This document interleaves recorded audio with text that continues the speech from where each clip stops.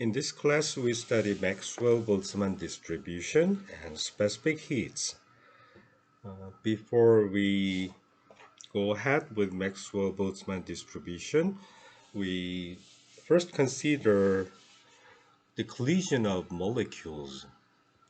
As when we derived the PV course and KBT,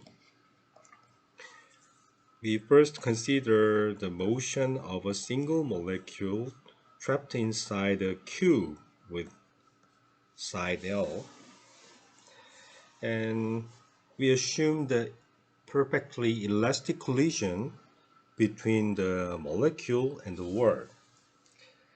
At that time, we analyzed the pressure on each surface area of a cube, and even in under many collisions, the velocity decomposed into x, y, and z component were invariant. So in that case, it is very difficult to explain how 6 faces of the cube has equal magnitude of the pressure, because Vx, Vy, and Vz are all conserved. But in fact, if there are many particles, many molecules inside the cube, even though the size of each molecule is very tiny, because the number of molecules are huge number. It's a huge number, 10 to the 23rd, something like that. So it is possible for them to make collisions. And even though it is very tiny, it is not actually a vanishingly small size. Instead, it has some size to allow them to make collisions. And we learned that the size of each molecule depends on its mass approximately. And the uranium is much greater than the hydrogen, for example. That means they have some significant size in viewpoint of size of molecule. So it's not absolutely a point-like particle, but has its own structure. And the structure is built based on the electromagnetic interaction. And a single molecule is composed of nucleus and electrons. And electron cloud is much greater than the size of nucleus. That's another reason why the collision is allowed. Because of that, the collision is because the motion of molecules are randomly distributed. Even though a single molecule pressure supplied to each phase may be invariant for two parallel surfaces, if the collision among the molecules are allowed, the distribution of velocity may be reorganized such that the most of the molecules are of a relatively equal in the population in the range near the average value. Okay, so we would like to consider the collision of molecules. So we assume that there are various sizes, and when they are allowed to collide. So for simplicity, they are just like billiard ball, and its interaction potential vanishes outside of its shell. The reason is that even uh, it is a kind of dipole structure. Inside the nucleus is positively charged, and electrons are negatively charged. So the monopole interaction makes the system of atom, and atoms are collected. They combine to make a composite particle, so-called molecules, and the molecule has a dipole structure, and the dipole interaction range is much smaller, narrower than the monopole interaction. You know, the monopole has the force called Coulomb's law that is decaying according to the inverse square law. However, dipole has the interaction range decaying 1 over radius cube. So it is a very short ranged force. So we assume that the size of a molecule is relatively smaller than the range of the force applied by a single monopole.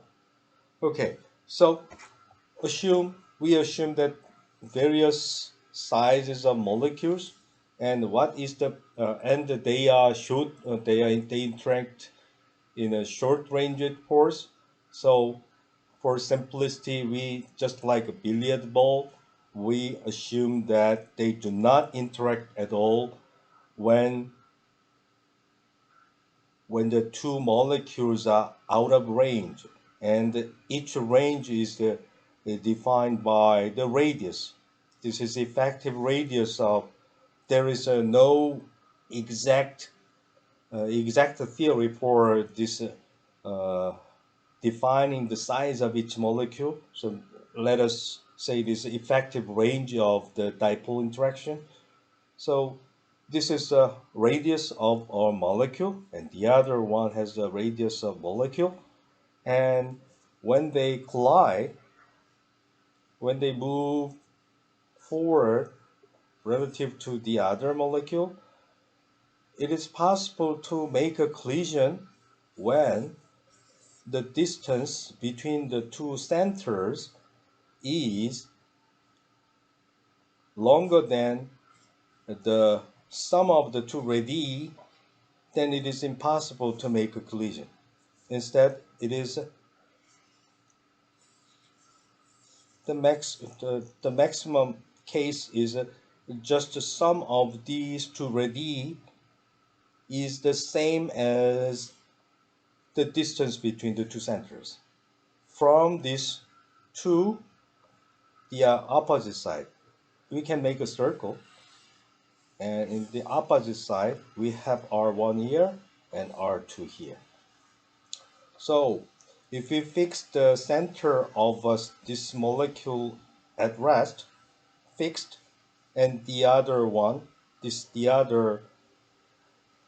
center of the other molecule can range from R1 plus R2. If this is some x-axis, then until minus R1 plus R2, something like that. So if the center of the other molecule is within the range, within the circle of radius R1 plus R2, then they can collide. So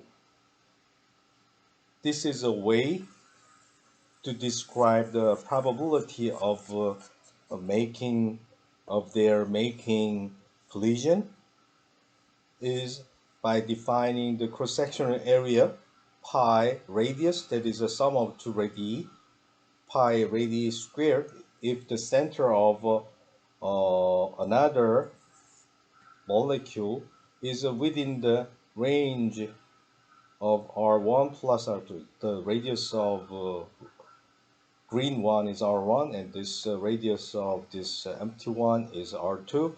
Then if the two centers are distance with the distance less than R1 plus R2, they can collide. So we can draw a circle of radius R1 plus R2, and the area is this. So if we fix this one, then effective range of interaction is R1 plus becomes R1 plus R2. And this is a disk. This is something like a target, and another molecule can collide with this one when the center hits any point on this circle.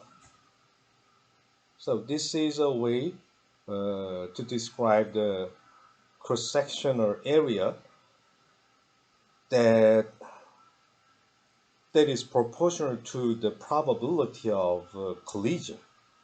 The problem is that if there is a single molecule, the probability is very rare.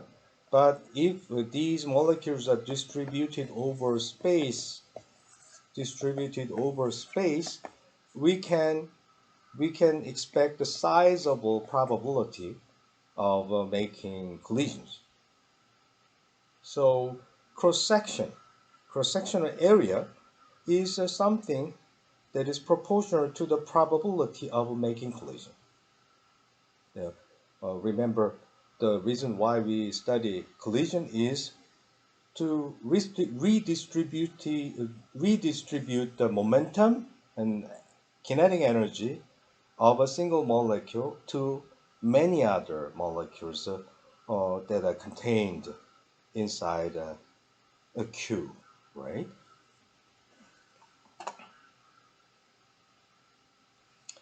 Mean-free path. Mean-free path is the distance of travel of a single molecule without collision. That means right after a single collision, it can travel with the distance L, and mostly it collides with another particle. Then this average value of this distance is called mean-free path. We'd like to compute the mean-free path of a molecule that is contained in the gas, and we have some volume of the gas, and there are molecules in it. And among them, we choose a single molecule, and we want to compute the probability of its making collision with the n-1 molecules. So we have a large number of molecules inside in this volume. So we can define a number density, that is a total number of molecules divided by the volume of this container. To simplify our analysis, we first consider fixed target. We have a fixed target, and inside the target has dimensions with the height LL and thickness dx. And volume is now understood to be L squared dx.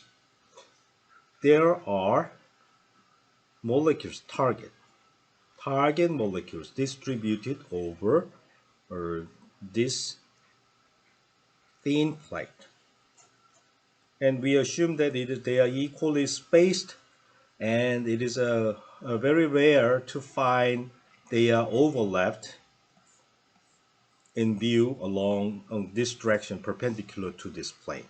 So we expect that they are evenly distributed. You'd like to, and that they are fixed in space, and we'd like to bombard a molecule to this target. What is the probability of this incident particle hit any one of these targets? For simplicity, we can compute the total area. Total area is L squared, and total cross-sectional area viewed in along this direction. Total cross-sectional area. We learned that cross-sectional area of this object is when the two molecules collide, the effective cross-sectional area can be pi times sum of radius square. So that has a cross-sectional area sigma. And how many? We have capital number n. This is total number of targets hidden inside the plate. So probability of making collision is number of target particle and each particle's effective cross-sectional area divided by the total area. And to make the volume, we multiply the thickness, and this one becomes volume, and number of particles per volume is number density. And we have a cross-sectional area multiplied by thickness. This is the probability of this incident particle to hit any one of the target hidden inside the plate.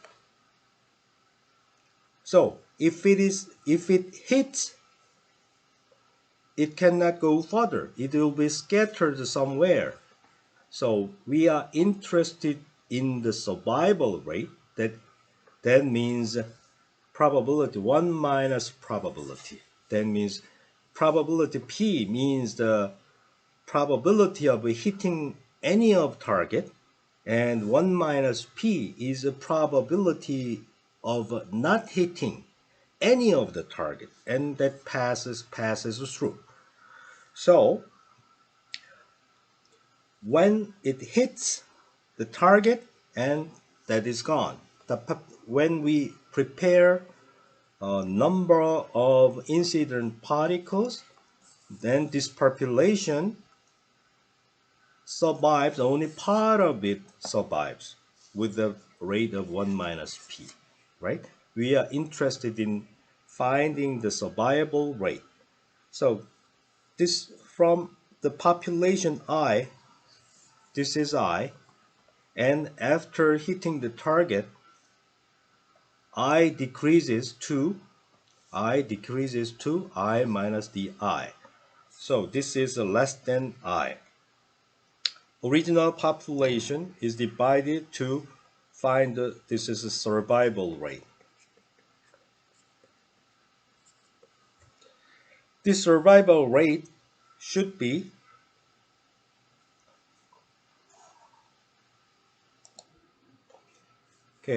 this collision rate, and this is a survival rate. Collision rate is P, so 1 minus P. Wait a second. This population after the collision.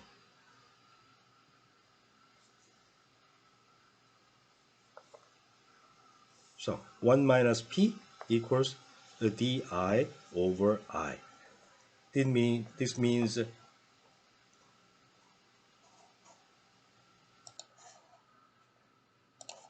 I'm sorry. This is the survival rate. 1 minus DI over I. This is the survival rate. So this is 1 minus P. So that means P equals DI over I.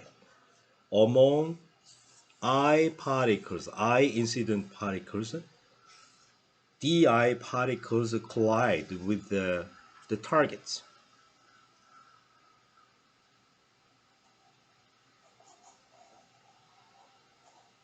and actually di is a negative value. Now I have corrected the typo. This is a collision rate, and the survival rate is 1 minus the collision rate, and this is a number of incident particles, and some of them collide and scatters, and remaining piece after passing dx distance becomes I plus di. There was a sign mistake in here. Because of this, the di is a negative. It must decrease. So probability of scattering is p, and probability of passing through is 1 minus p, and probability is divided by the number of incident particles. So p is di over I. That is a positive definite. So if I copy this result for the p, and I obtain this equation. This one is integrable. It is just the differential of log. So, and this is just the x integral, and it becomes exponential. So population of incident particles decays exponentially. Okay, decays exponentially. This is a single particle effective cross-sectional area, and small n is the number density. This is called the Beer-Lambert law.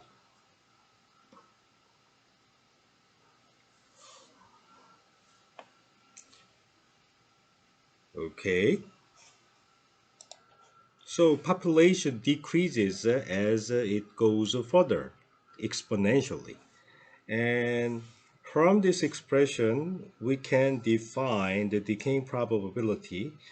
And if we integrate over 0 to infinity and 0 to infinity, we will find the sum is 1. So this one is a probability density. This one should be a probability density. The sum of the probability is 1. So if the thickness goes very far to the infinity, everything will scatter away and nothing remains. So we are interested in computing mean-free path. Mean-free path is in case we have a probability density n sigma exponential, then we multiply x, that is the distance of travel, and integrate over x. Then we can find the average value. That average value is 1 over n sigma. And n is the number density, so we revive the total number of particles and volume. So mean free path is the distance of travel without collision. Average value of distance of travel for the incident particle when it enters into the space array of particles that are distributed over the space with the number density n. Then the effective cross-sectional area is a sigma. In that case, the mean free path is L. That is a 1 over n sigma. But in fact, the mean free path of gas molecules is not this, but we have to correct the factor square root 2. So it is shorter than this value. This one was computed by making use of a fixed target. But if the particles are all moving, there is a factor of square root 2. So I will explain on the next page why the square root 2 appears. This is how to find the square root 2. Relative velocity. The gas molecules are moving.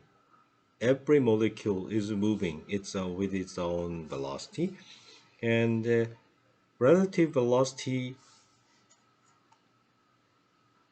if you want to consider the fixed target to make it similar to the fixed target experiment, I want to keep it at rest.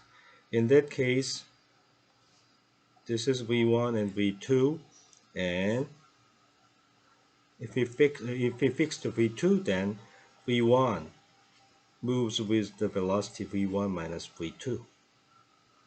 Okay, so I have to consider the square of the relative velocity.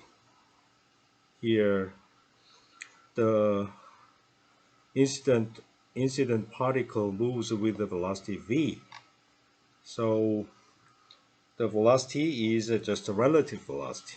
So if I square this, sure, the relative velocity average is just 0. But what we are interested in the relative speed, magnitude. So to find the speed, I need to square the velocity. And if I square an average over the two particles states, this one, they must be identical based on the Equipartition Theorem. And this one, they are independently varied. So average of the single particle's velocity must be 0. As a result, the final result should be factor of 2 multiplied by the single particle velocity squared. And the single particle's velocity squared is RMS value's squared value. So we have factor of 2. So relative to RMS value for the speed, the relative speed is square root 2 of RMS speed. Next, we derive the Maxwell-Boltzmann distribution. And Maxwell-Boltzmann distribution gives the probability density of a molecule having velocity x dot. But we are not interested in the velocity, but we are interested in the energy. So velocity squared is concerned. That means it is the distribution function should be a function of speed of a single molecule. And this speed distribution integrated over all possible values of velocity must be 1. Normalization is 1. Maxwell assumed a very simple separation of variables. That means factor of x1 dot and x2 dot, x3 dot are all factored as a multiplied by the separate functions. And each separate function is a function of speed along that direction. This is a very simple assumption made by Maxwell. And this one disallows the relative, for example, x1 minus x2 dot squared style. But actually, we noticed that just like what we have done with the average relative speed calculation, the cross-term always disappears. There's a single power case. It is impossible to have a non-vanishing coupled result, and the independent average will give this one vanish. So this is a more or less reasonable assumption, but this assumption leads to a great simplification of this distribution function. We'd like to find out the equation that is satisfied by a single factor, and we assume that these three factors are of the same kind of form because of Equipartition Theorem. The Equipartition Theorem is based on the isotropy of the space, and x, y, z axes are all independent, and their shape does not have to be this different and each shape must be identical to among one another. So let me take the derivative with respect to a single speed along the x-axis, y, or z-axis. So any one of 1, 2, 3, let me choose it as a I. So magnitude of xi dot is used to take the derivative. In that case, it applies only to this one. And if I want to make use of the full function, then it depends only on the speed. So derivative with respect to speed, and using chain rule, the speed is we take the partial derivative of the speed with respect to the a single Cartesian component of the speed. Okay, so this is, when we calculate this, it is trivial. It's like x derivative of r, that is x derivative of x squared, y squared, z squared, right? That is x over r, right? Something like that. So in the result for this one is x component velocity absolute value divided by its own speed. We can do the same job for using right hand side. This one can be done with this expression because it applies to a single factor and remaining factor is the same. That means the remaining factor is f over fxi dot absolute value. This one is the remaining factor. So remaining factor, and we take the derivative. So we have reached the point. This relation, this identity gives, if I multiply, wow, where is it? Where is it? Oh, okay, here. I multiply this one to this side, and this one move this one to this side. Wait a second. What I want to do is separation of variables. F is a function of this one only. So let me collect everything that depends only on this side. And xi dot dependence is pulled to the right hand side. The final result is this. Okay, and we know this is the total differential of 1/2 x dot squared, right?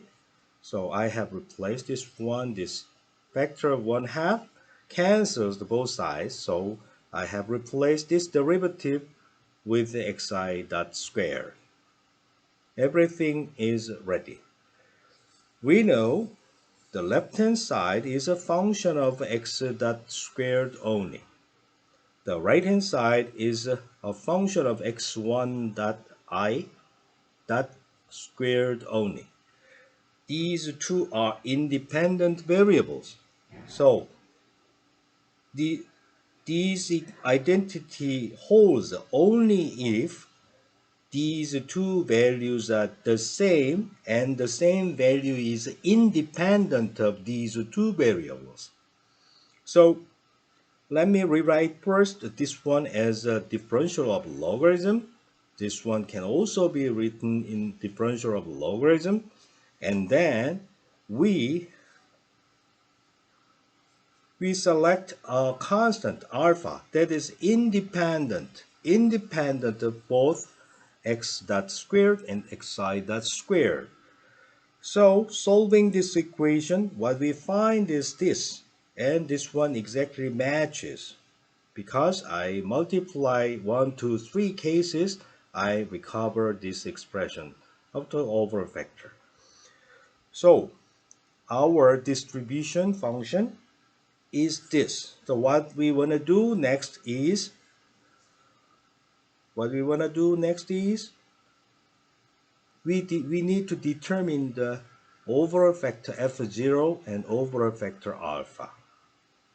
We remember that equipartition theorem states that average value of velocity squared multiplied by the mass is the same for every axis, and that value is KTB.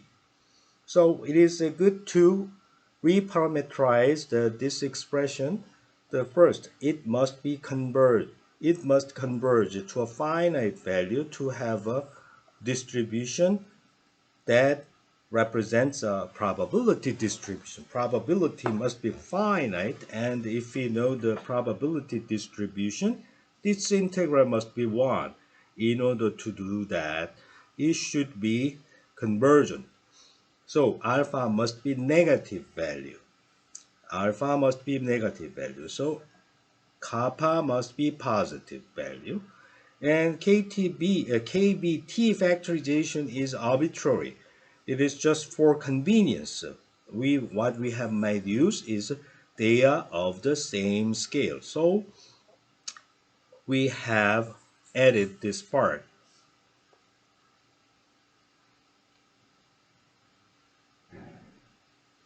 Okay.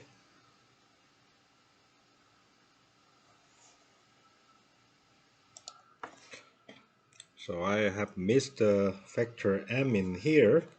So to respect the equipartition theorem, I rescale this alpha of the form with some dimensionless constant kappa and mx dot squared over kbt.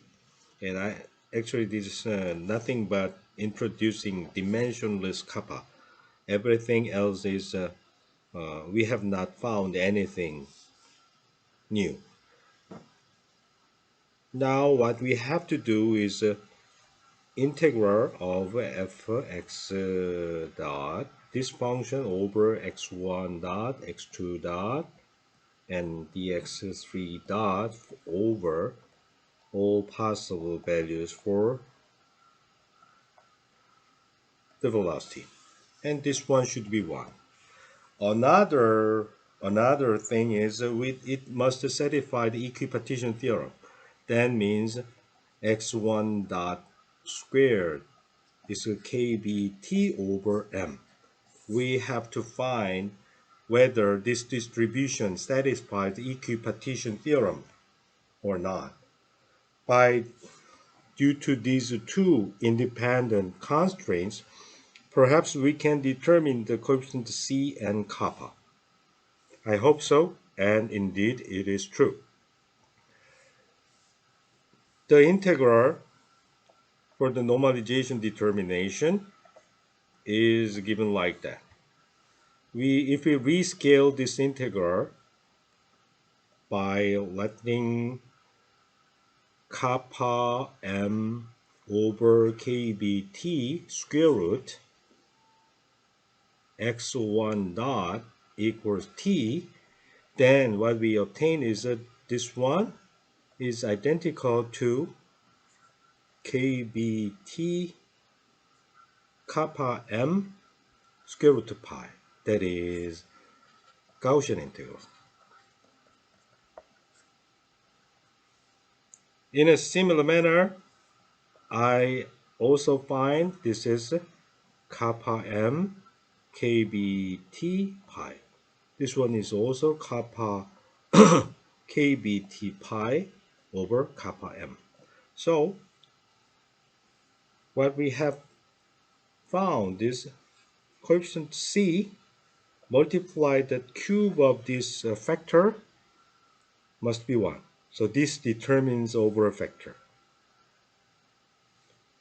Now we can check the equipartition theorem is satisfied by this Maxwell-Boltzmann distribution, and we substitute these, and the answer can be found by making use of this integral table. We find this is kbt over 2 kappa m, and equipartition theorem states that this must be kbt over m. That means 2 kappa must be 1, So kappa is 1/2. As a result, we have determined everything. The distribution is this three-dimensional Euclidean space integral can be converted into a radial part and angular part using polar coordinates. The coefficient is this one, and 4 pi is for the solid angle in 3 dimensions, and the Jacobian for the radial integral gives x dot squared. So for speed, the speed is positive definite. The speed is runs from 0 to infinity. This is the distribution for the speed variable, and this is over a factor. All right. So for any function, this Cartesian coordinate integral can be converted into the polar coordinate integral as it is. Now, the probability function is whole, everything all together. So this one is written in this form. This one is the probability density function, integration over 0 to infinity, because it is speed positive definite. This one gives 1. And this one also satisfies the equipartition theorem. So everything is perfect. This one is called Maxwell-Boltzmann distribution. And Maxwell-Boltzmann distribution had three important numbers. Its RMS value. We computed our mass value based on what? Based on the equipartition theorem. So equipartition theorem states that x1 dot squared, 2 dot squared, and 3 dot squared is kBt over m. And there are 1, 2, 3, 3 dimensions. We have factor of 3. So at that time, we did not integrate over any distribution function, but now we are equipped with the Maxwell-Boltzmann distribution that respects the equipartition theorem. By making use of this distribution, we can reproduce the equipartition theorem that gives the RMS value in this form. In addition, we can compute the average speed that is 8 over pi with the same factor kBt over m, and that can be computed by making use of the integral table. Oh, we have only squared formula. We will later derive this. And then the third one, the maximum value for this distribution can be found by taking the derivative with respect to the speed and solve the equation for the derivative vanishes. It becomes its maximum value, right? In addition, this distribution has temperature dependence, 2 times kBt m x vector dot square, so proportional to, and x dot square coming from Jacobian. Here, if we increase the temperature, the overall factor decreases. So the decay becomes slower and slower for larger temperature. With smaller temperature, the coefficient increases, so it decays very fast. The tail is within a very short range. So it is natural to find that the maximum and every distribution becomes more and more wider as the temperature increases. So temperature T, 2T, and 1/2 of T.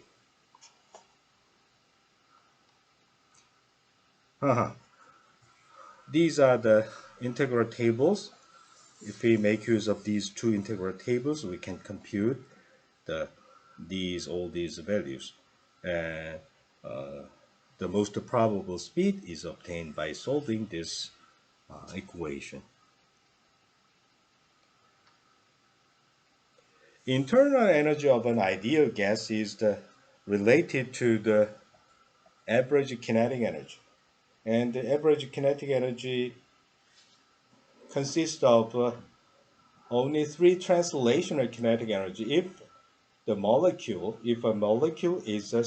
does not have any structure in it, the ideal gas is by definition is point-like molecule. So the only allowed energy, kinetic energy, is a translational kinetic energy.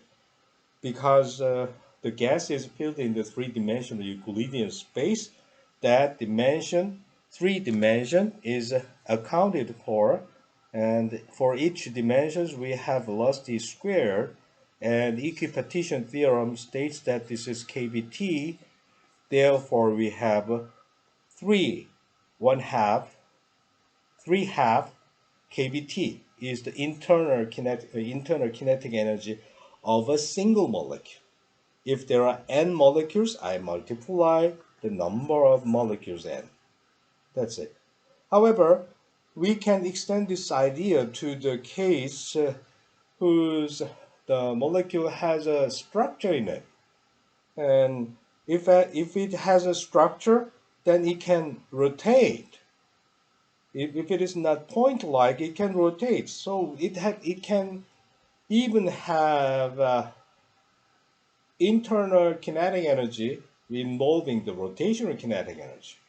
We learned how to compute the internal kinetic energy when we learned the rigid body dynamics. For a single molecule with a negligible size, but even though every molecule is a very, very small, in comparison with a single atom, a monoatom, a monatomic gas, in comparison with a one single atom, if a molecule is consists of many molecules, many atoms, then it may have a structure in it. So in that case, this is mass times Lebohm squared, that is moment of inertia along the x-axis. So I1 theta 1 dot squared, I2 theta 2 dot squared, and I3 theta 3 dot squared should be added to consider the rotational kinetic energy. So let's see what happens. If it is a single particle, there is no rotation. Even though it rotates, it does not carry any kinetic energy in it. If it is just like a pin, if I rotate along the z-axis, it does not need any kinetic energy. However, if I rotate about the axis perpendicular axis, then it may have the kinetic energy. As you know, when we applied the equipartition theorem, the mass of the particle we don't care about the mass. Mass times velocity squared is a kBt fixed constant. So whether it is m or 2m or whatever, it is always frozen to kBt. This is true. Also true for the rotation. I omega 1 squared, I1 omega 1 squared, I2 omega 2. Whatever value I may be, everything all together for the kinetic energy, everything all together is kBt. So I don't care about the normalization factor, whether it is 1/12 or 1/2 or 1/4, whatever. It is 0 or not. If it is non-zero, it acquires, according to equipartition theorem, it does acquire kBt. So 1/2 kBt for each direction. Okay. As a result, a single molecule that is a monatomic gas, single atom molecule does not have a rotational inertia about any axis. So only the translational kinetic energy appears. So 3 half of kBT is the total kinetic energy, average kinetic energy for a single molecule. If I have a diatomic gas, we have two atoms. It is just like a pin, and it can rotate about the two axes. So I have three axes of translation and two axes of rotation. I have 5 degrees of freedom. Every one of the 5 contributions I have 1/2 kBT, equipartition theorem. And in addition, if a molecule is a polyatomic molecule, more than 3, then, for example, ring, even though it is just a planar shape, x-axis, y-axis, z-axis, every axis has a non-vanishing rotational inertia. Sure, it has a 3-dimensional structure. Every axis has a non-vanishing, so they are of the same class. Therefore, equipartition theorem is extended to the rotational case, and monatomic gas, we have three directions of translational kinetic energy. So 3/2 of nkBT is for the internal kinetic energy, in the internal energy of the gas. Diatomic gas, we have 2 rotational axes and 3 translation. We have 5, in total 5. So 5/2 of nkBT. Polyatomic gas, we have 3 translations and 3 rotation. We have 6, so 6/2. This is the complete generalization of equipartition theorem. And this theory can be used to study the specific heat at constant volume. At constant volume, the gas does not work at all, so the internal energy changes proportional to the temperature, and its proportionality constant is the heat capacity. And heat capacity can be obtained by taking the derivative of, we need to write it as a volume is fixed. Volume is a constant in here. Wait a second. So I have correct this part. Volume should be fixed. And in that case, the internal kinetic energy is, according to equipartition theorem, a monatomic gas 3/2 of nkBT and 5 and 6 for diatomic and polyatomic gas. In case we have a process at constant pressure, then we can rewrite this work. Work is P delta V, right? But we know PV equals N kBT in any case. And differential of PV equals delta PV plus P delta V, right? But constant pressure, this one disappears. Therefore, P delta V is NKB delta T because of this identity. As a result, this amount of work done by the gas is always proportional to NKB delta T. So this one indicates that the constant pressure case, we need this amount of energy more than the constant volume case that appears in here. So that means we can divide the delta T in this equation. The Cp is always greater than Cv by NKB. And NKB equals just N times R, right? Gas, how many moles of molecules are there, and multiply the gas constant. Okay, so monatomic gas, diatomic gas, anything. What I have to do is just copy the values for Cv and add NKB. That's it. Because normalization is NKB, so what I have done is this is 5/2 and 7/2 and 8/2. This is 4. CV and CP, in reality, they measure these chemists measure this number very accurately, and you can compare this naive calculation is more or less correct.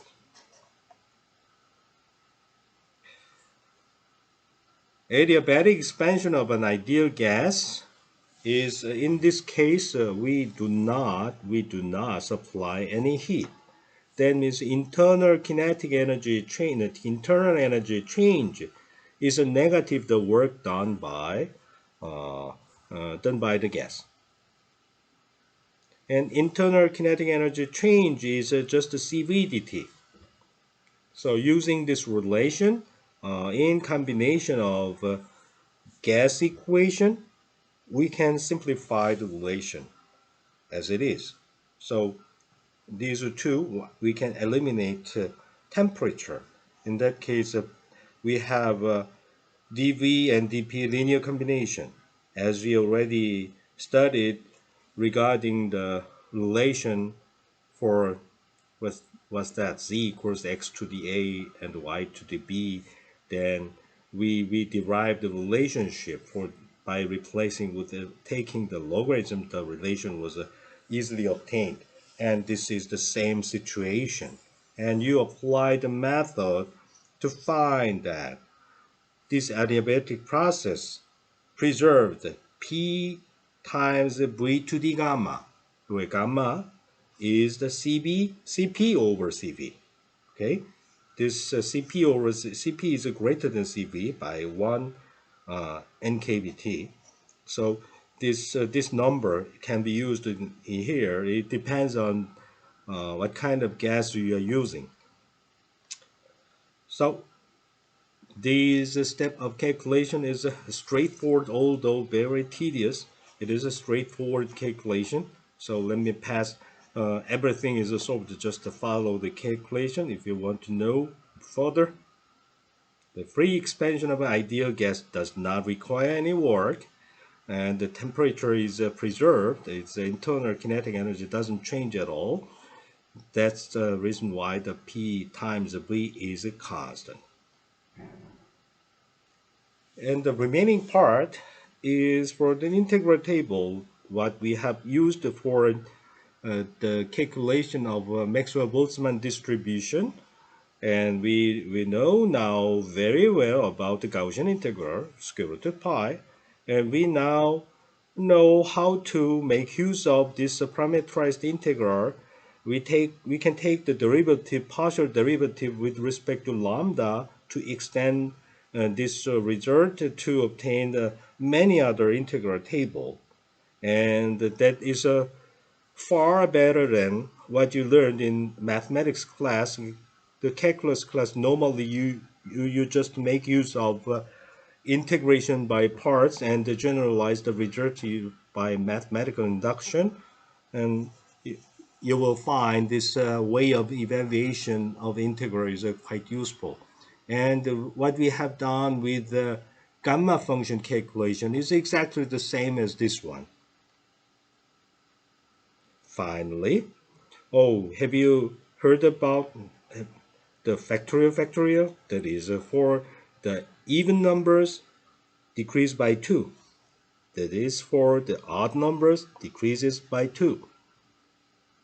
Okay, very interesting factorial. And factorial indeed appears in this expression. And now you are familiar with the recurrence relation for the gamma function. Gamma function is a generalization to the real argument for the factorial function. All right, you can enjoy the travel along the gamma function developed by Euler. That's it for today. Thank you.